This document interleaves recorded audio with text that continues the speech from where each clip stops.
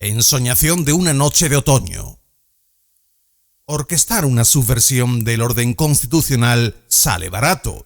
Procurar de manera explícita y contumaz la ruptura de la unidad nacional apenas resulta más grave que una sonada callejera. Ese es el amargo y lesivo pozo que queda tras la sentencia del golpe de Estado del 1 de octubre en Cataluña.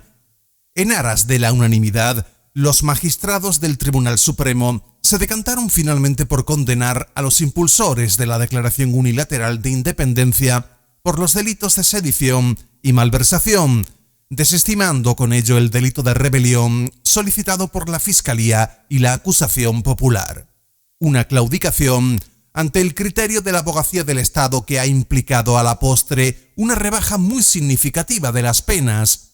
Más hiriente que esta atenuación del castigo es la argumentación de los jueces, sustentada en una interpretación desviada del concepto de violencia que retuerce la realidad y atenta contra el más elemental uso de la razón.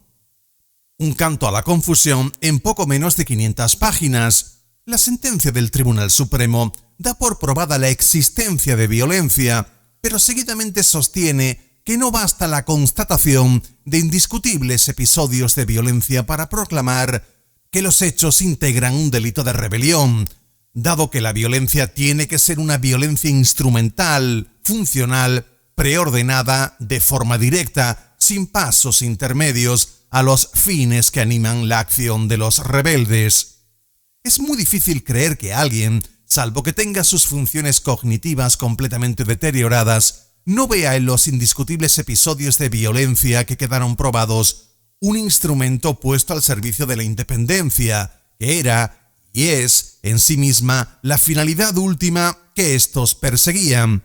Es evidente que quienes participaron en aquellos actos no lo hicieron de manera espontánea o inopinada, sino de modo previsto y ordenado en función de un plan, y no es menos evidente que en el ánimo de aquellos energúmenos teledirigidos anidaba doblegar el orden constitucional.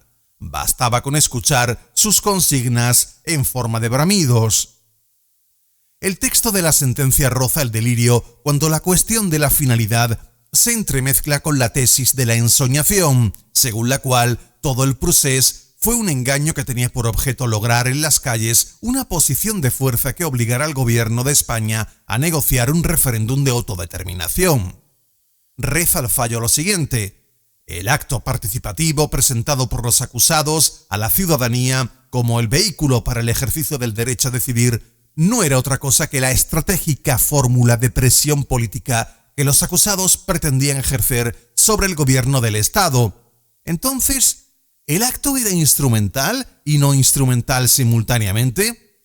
Pero a pesar de tan palmaria inconsistencia en los fundamentos, el jurado había encontrado ya un pretexto para condenar a los acusados por un delito contra orden público, o sea, sedición, y no por uno contra el orden constitucional, que sería la rebelión. A medida que uno va descartando la posibilidad de que haya magistrados tan incapaces para el derecho y para la sintaxis, crece el hedor a componenda política y chalaneo partidista, una fetidez que no enmascaran la moderación, la normalidad y la unanimidad que según algunos caracterizan esta sentencia. Al contrario, si nos fijamos en sus consecuencias, la inutilidad es lo distintivo, porque desde luego los efectos no están siendo los deseados, y era de esperar, salvo que uno sea estúpido o viva en otra ensoñación. Así, la unanimidad, condición indispensable para exhibir ante la inmaculada Europa una sentencia ejemplar, no ha supuesto el más mínimo beneficio en el exterior. En este sentido, el posicionamiento de la mayoría de los medios de comunicación internacionales apenas ha pasado de la descripción aséptica de la sentencia, si acaso comentando de soslayo el ensanchamiento de una profunda fractura ideológica entre España y Cataluña. Por ejemplo, el diario francés Libération. Si todavía queda algún europaleto acomplejado que piense que España va a recibir respaldo explícito por esta sentencia, que se desengañe. Europa no es más que un conglomerado de intereses particulares y el caso catalán no figura entre ellos. La sentencia ha desatado una ola de reacciones violentas, un tsunami democratic, tomando a los sediciosos condenados como mártires de la causa. Y esto dista mucho de la normalidad, aunque le pese al gobierno. Las noches jalonadas de disturbios y hogueras dejan una imagen de Cataluña de absoluta excepción, una imagen callejera que hubiese sido exactamente la misma en el caso de que la condena hubiera sido por rebelión. Por ello, si algún doctor en economía esperaba un apaciguamiento social que colgarse a modo de medalla, de momento que se olvide. No parece que vaya a obtener ningún rédito electoral bajo el manto de la normalidad y la moderación.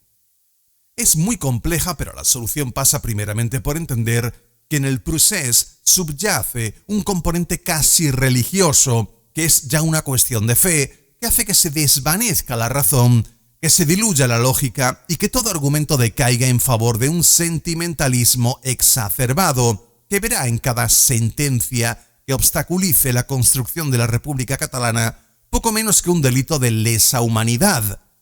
Del fanático nada cabe esperar, pero a quienes tienen encomendada la defensa del bien común se les exige que no busquen sencillamente amansar o contentar. De lo contrario, es la sociedad española la que queda presa de una fe irracional que conduce al desastre, la que se ve arrastrada a la ensoñación. ¿Seguro que con esta sentencia hemos ganado los buenos? No lo creo. Estamos muy lejos aún de la salutífera catarsis que necesita con urgencia la parte de esta nación donde se repite de nuevo un mismo patrón de violencia, donde prosigue el golpe, donde continúa la ensoñación otoñal. Francisco Javier Fernández Curtiella, doctor en filosofía.